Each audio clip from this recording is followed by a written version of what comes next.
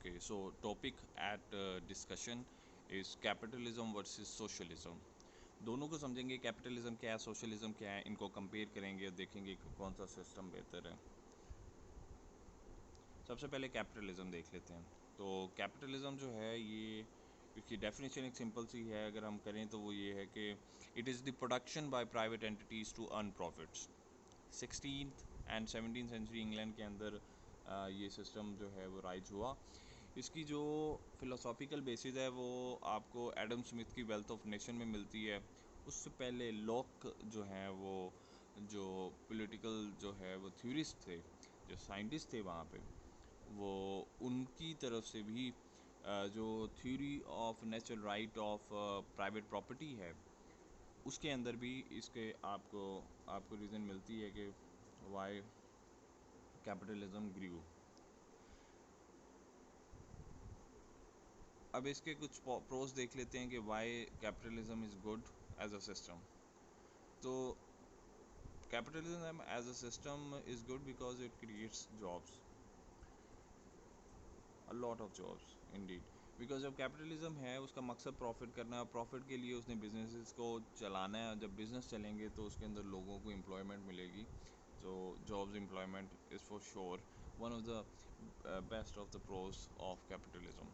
फिर इससे commodity prices कम होती हैं, कंपटीशन होता है बिज़नेस के दरमियान, लोगों के पास अपॉर्चुनिटी होती है कि टू चूज़। और उससे क्या होता है कि आपकी जो कंपनीज़ हैं, बिज़नेस हैं, उनमें कंपटीशन होता है और सबसे कम लोएस्ट प्राइस जो है वो आपके पास पहुंचती है। ठीक है। इसी तरह massive rise in food production है वो हो जाता है, rise in standard of living होता है, कंफर्ट एंड कन्वीनियंस ऑब्वियसली आएगा जिससे आपका, और फिर competition and the availability of the best rates to public. अब इसके कुछ नेगेटिव्स हैं जो कि बड़े ऑब्वियस हैं, जिसको क्रिटिसाइज़ करते हुए सोशलिज़म बना। तो बेसिकली सबसे बड़ा जो इसका जो है वो नेगेटिव है वो ये है कि ये इनइक्वालिटी एक बहुत ज़्यादा क्रिएट करता है। एक इसके इनइक्वालिटी को मेजर करने के लिए एक फिगर है गिनी कोफिशिएंट। तो गिनी कोफिशिएंट बताता है कि जी के किस मुल्क के अंदर कितनी इनइक्वालिटी है। तो कोई भी स्टेट एक परफेक्टली इक्वल स्टेट आज के दौर में नहीं है, ऑल्दो वैसे भी पॉसिबल नहीं है, और ये एक अच्छी चीज़ भी नहीं है कि जो है ना एक स्टेट के अंदर सब इक्वल हों। लेकिन जो प्रपोर्शन है कैपिटलिज्म की वजह से इनइक्वालिटी का, वो इस तरह का है कि एक स्विस बैंक है क्रेडिट स्विस, उसकी एक रिसर्च टीम ने एक रिपोर्ट प्रिपेयर की 2017 के अंदर पब्लिश की। उन्होंने कहा कि जो दुनिया की आबादी का 1% है, उसके पास इतनी कंसंट्रेशन ऑफ वेल्थ है कि जितनी के दुनिया की आधी आबादी के पास दौलत है। तो ये इस तरह की एक लूप साइडेड किस्म की जो है वो कंसंट्रेशन ऑफ वेल्थ है, ये नेगेटिव है कैपिटलिज्म का। इसी तरह इसने विनर्स और लूज़र क्रिएट किए हैं, पॉवर्टी हुई है, मोनोपली इससे आती है, मोनोपली ये क्रिएट हो गई। फिर एक्सप्लॉयटेशन की है इसने। फिर इससे आपका क्या उसे कहते हैं कि मटीरियलिस्टिक एक जो है वो सोसाइटी की बुनियाद हुई है कि मटीरियल के पीछे, नीड्स के पीछे जा रहे हैं, और जो नीड्स ऑफ द सोल हैं उनकी तरफ नहीं जा रहे। एम्पैथी ख़त्म हो गई है, कंपटीशन है।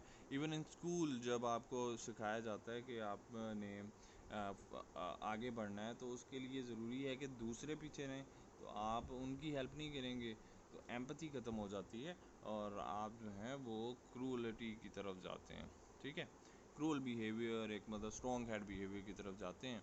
और सबसे बड़ा इसका दूसरा जो इम्पैक्ट है वो क्या है कि इसने इन्वायरमेंट को बड़ा इंडेंजर किया हुआ है। अभी देखें ग्लोबल वार्मिंग और क्लाइमेट चेंज सबके सामने है। इसके रिएक्शन के अंदर जो है वो सोशलिज्म का कॉन्सेप्ट जो है कार्ल मार्क्स लेके आते हैं। कार्ल मार्क्स कहते हैं कि जी कि कैपिटलिज्म है, एक्सप्लॉयटेशन है of the working class, surplus value जो है वो ले जाते हैं कैपिटल क्लास, हालांकि उसके ऊपर हक है लेबर का ऑफ द वर्किंग क्लास।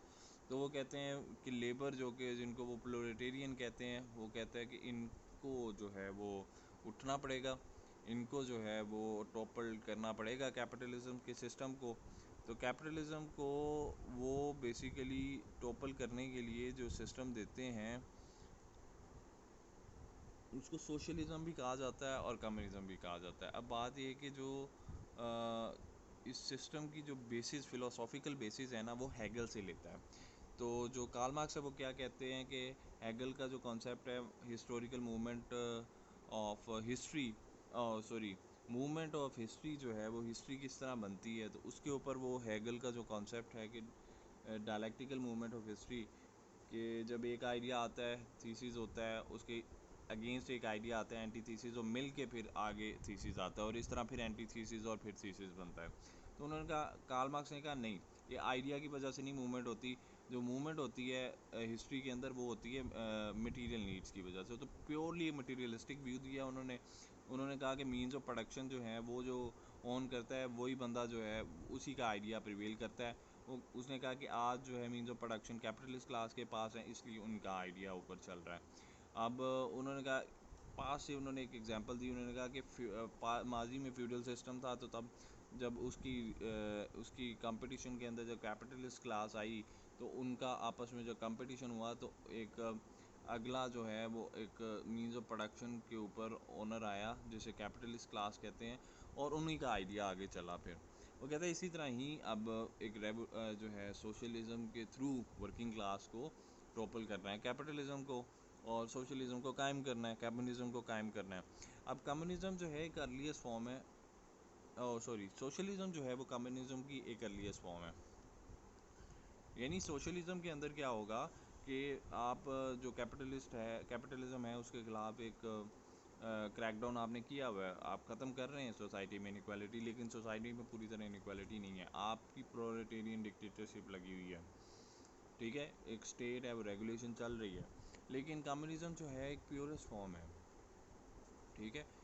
इनकी एक बुक है जो कार्ल मार्क्स हैं, उनमें वो है कि critique of the Gotha programme, तो उसके अंदर वो ये बात बताते हैं कि जो कम्युनिज़्म है वो जब वो आएगा, जब सोशलिज़म इम्प्रूव होगा तो कम्युनिज़म आएगा। तो कम्युनिज़म में यूँ होगा कि आपके सोसाइटी में इनइक्वालिटी पूरी तरह से ख़त्म हो गई होगी, और जो है आप